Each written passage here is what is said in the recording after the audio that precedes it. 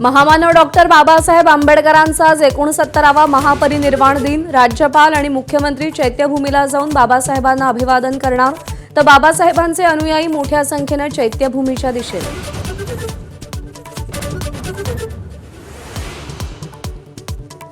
शिवसेना आणि भाजपमध्ये रंगलेल्या शीतयुद्धानंतर उपमुख्यमंत्री एकनाथ शिंदे आणि रवींद्र चव्हाण एका मंचावर येण्याची शक्यता। कल्याण डोंबिवली महापालिकेच्या एका कार्यक्रमात दोघंही एकत्र येणार असल्याची माहिती।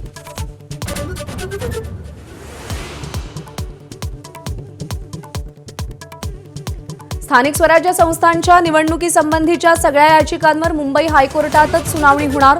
तिन्ही खंडपीठातल्या याचिकांवर मुंबईत 9 डिसेंबरला सुनावणी। खंडपीठांच्या सुनावणीची माहिती दिली नाही म्हणून हायकोर्ट, आयोग आणि सरकारवर नाराज।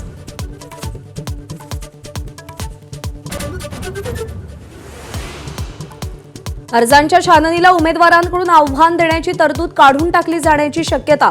निवडणूक आयोग राज्य सरकारला कायदा दुरुस्तीची विनंती करणार।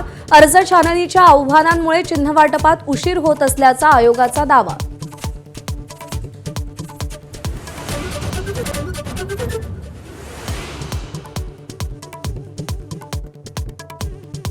सरकारनं कठोर भूमिका घेताच इंडिगोनं माफी मागितली, पण आजही प्रवाशांचे बेहाल। डीजीसीएनं चौकशीसाठी समिती स्थापन केली। इंडिगोनं मुद्दाम संकट निर्माण केल्याचा आरोप होतोय।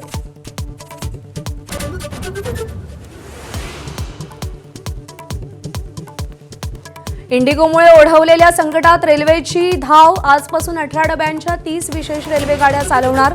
काल शुक्रवारी 37 गाड्यांना 116 जादा डबे जोडले। आज पुणे बंगळुरू, मुंबई दिल्ली दरम्यान स्पेशल ट्रेन्स।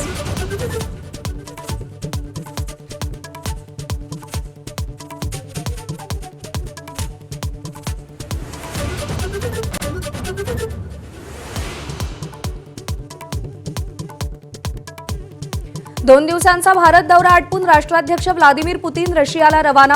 पुतीन यांच्या दौऱ्यामुळे भारताला नवी ऊर्जा मिळेल असं मोदींचे ट्विट। पुतीन यांच्या दौऱ्यावर अमेरिकेच्या प्रतिक्रियेचीही उत्कंठा।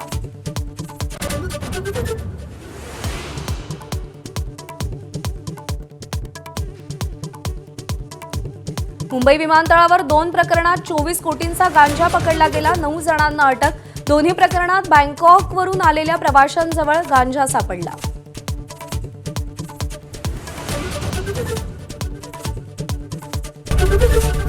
एबीपी माझा, उघडा डोळे बघा नीट।